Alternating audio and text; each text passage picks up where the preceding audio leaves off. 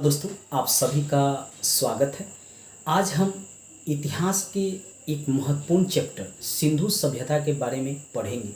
विभिन्न एग्जाम में इससे एक या दो प्रश्न होते हैं, चाहे वह बीपीएससी हो, यूपीपीसीएस हो, एसएससी हो, बैंकिंग हो, रेलवे हो या अलग कोई एग्ज़ाम हो, उसमें इससे प्रश्न आपको देखने को मिलेंगे। हम विस्तृत रूप से इसे पढ़ेंगे ताकि कोई भी प्रश्न ना छूटे। अगर यहाँ से आए तो आप इस वीडियो को लास्ट तक जरूर देखिएगा। सिंधु सभ्यता की खोज का श्रेय किसको जाता है? सिंधु सभ्यता की खोज का श्रेय जो है दयाराम साहनी को जाता है। किसको जाता है? दयाराम साहनी, राम साहनी को जाता है खोज करने का श्रेय। राय बहादुर दयाराम साहनी को खोज करने का श्रेय जाता है। और इसको जो है कार्बन C14 पद्धति के द्वारा इसका काल निर्धारण किया गया है। कार्बन C14 पद्धति के द्वारा C14 रेडियो कार्बन C14 के द्वारा इसका कालक्रम 2400 ईसा पूर्व से 1700 ईसा पूर्व निर्धारित किया गया हुआ है। इसको कांस्ययुगीन नगरीय सभ्यता भी कहते हैं। सिंधु सभ्यता को यह भी कई बार प्रश्न में पूछा जाता है। क्या कहते हैं? कांस्ययुगीन नगरीय सभ्यता। कांस्ययुगीन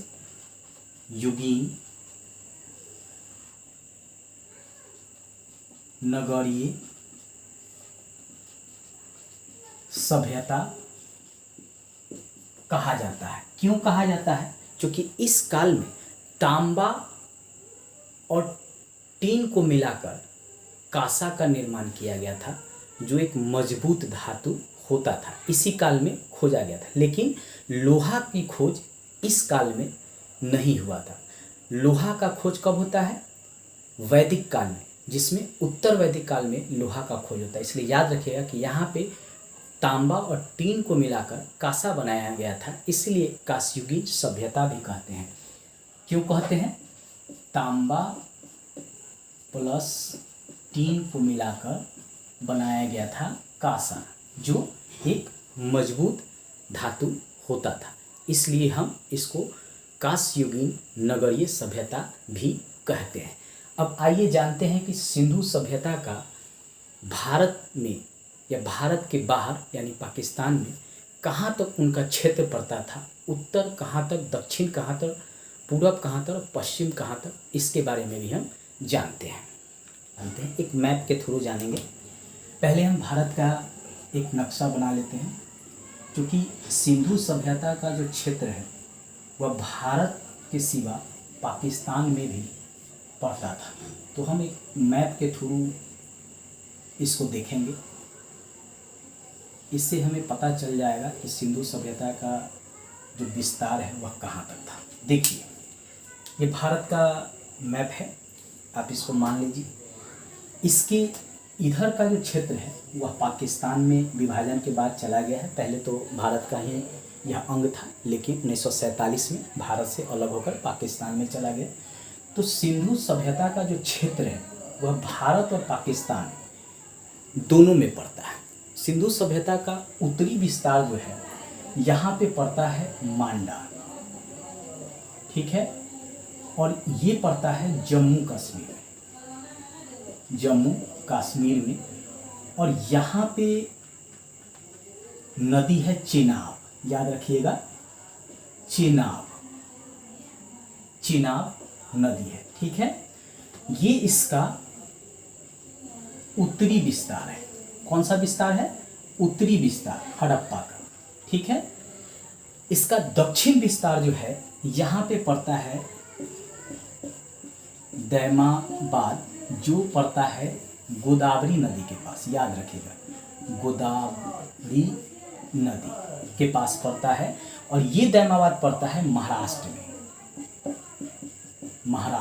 और ये इसका दक्षिण विस्तार है। किसका?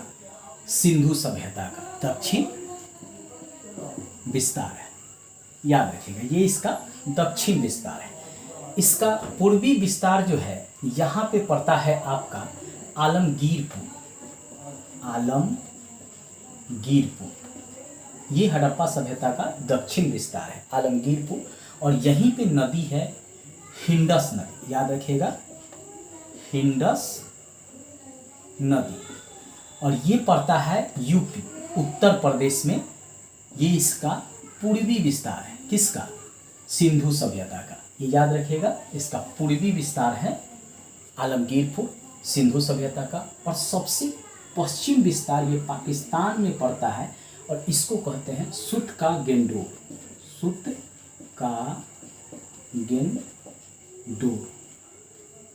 का गेंडोर। और ये पड़ता है बलूचिस्तान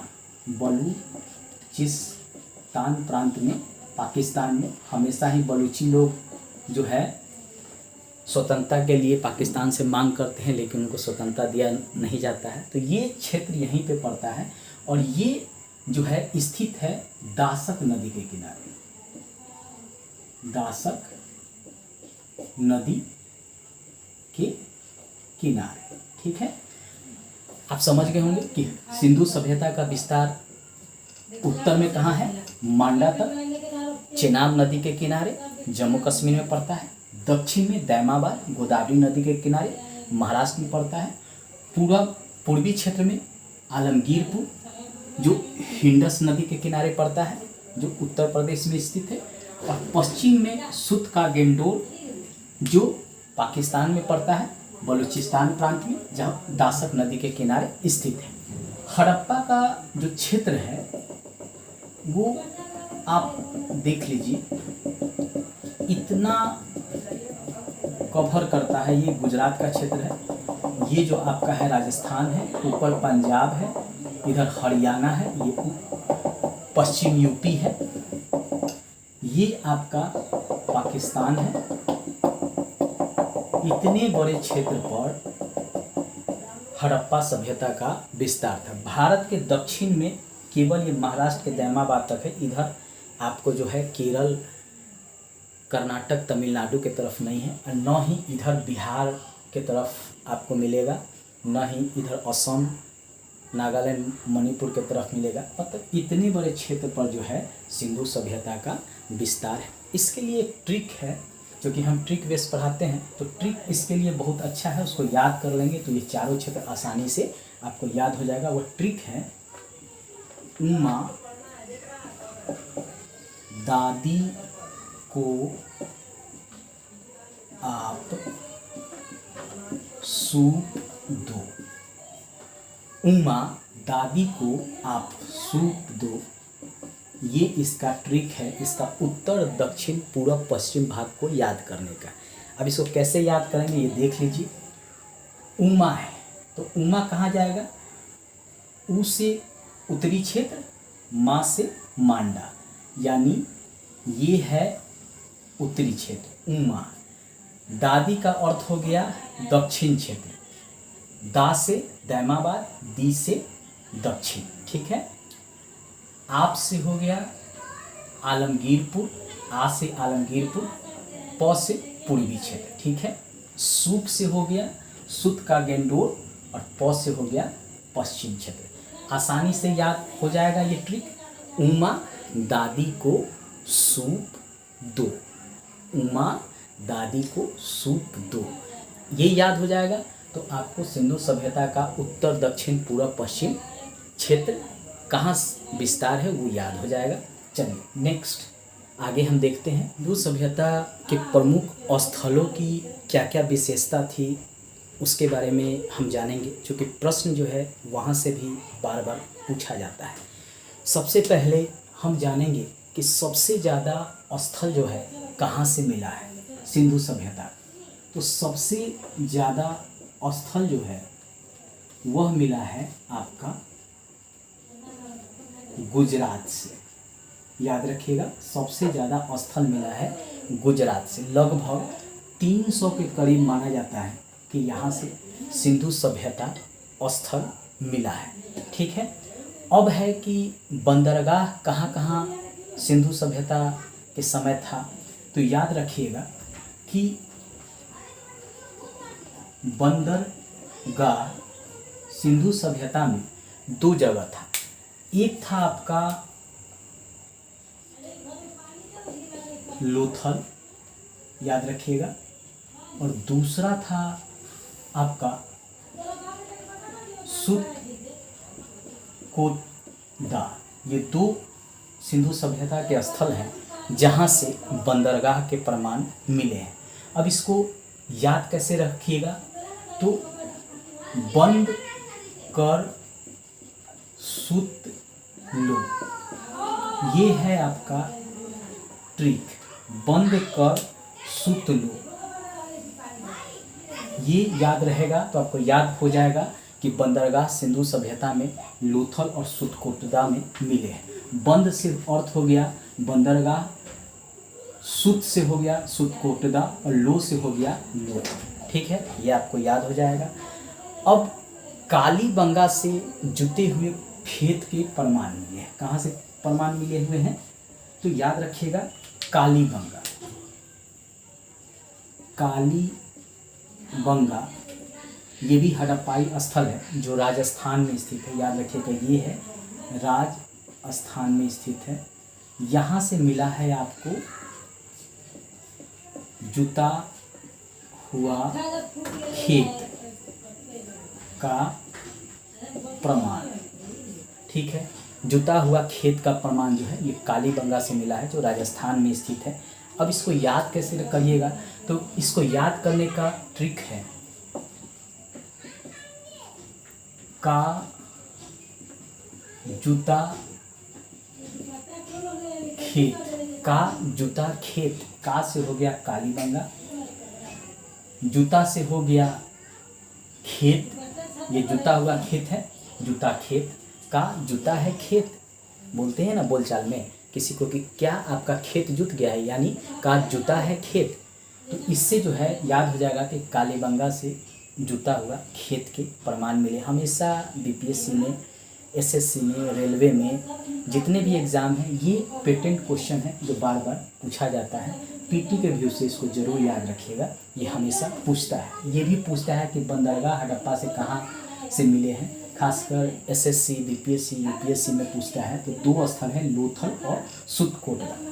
अब स्नानागार का प्रमाण मिला है कहाँ से, आइए उसको भी जानते हैं। तो स्नानागार, स्नानागार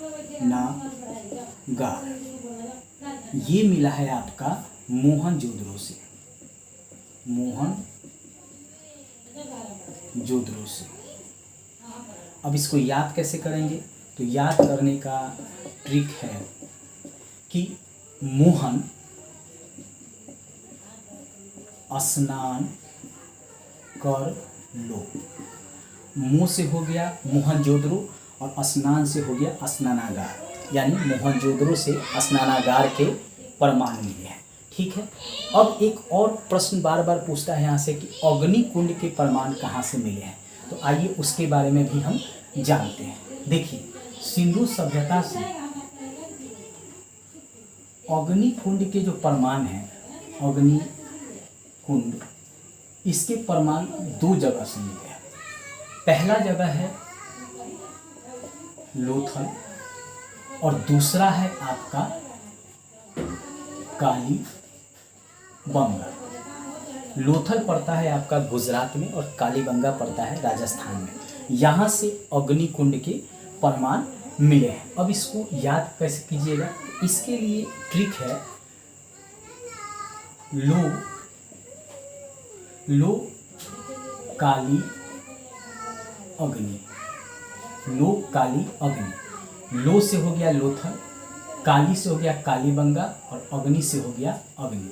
ये ट्रिक है जिसको आप याद रखिएगा कि अगर पूछे कि सिंधु सभ्यता में अग्निकुंड के प्रमाण कहाँ से मिले हैं, तो आपको याद होना चाहिए कि लोथल और कालीबंगा, इस 2 जगह से जो है प्रमाण मिले हैं लोक काली अग्नि, ये ट्रिक है, इसको याद कीजिएगा, इस प्रकार आपको याद आ जाएगा। दोस्तों एक छोटी सी प्रयास है कि ट्रिक के सहारे आपको जो है हम समझा सकें। प्रत्येक दिन जो है किसी ना किसी टॉपिक से वीडियो हम लाएंगे जो ट्रिक पर आधारित होगा, क्योंकि सिंधु सभ्यता से हर एग्जाम में 1-2 प्रश्न जरूर देखने को मिलते हैं, इसलिए इस टॉपिक को कराना बहुत इंपॉर्टेंट है, इसलिए मैं इसको करवा रहा हूँ। अगर अच्छा लगे तो सब्सक्राइब कर लीजिएगा, नोटिफिकेशन में जाकर बताइएगा मेरा वीडियो आपको कैसा लगता है। फेसबुक, व्हाट्सएप, इंस्टाग्राम पर भी इसे शेयर कीजिएगा। धन्यवाद दोस्तों।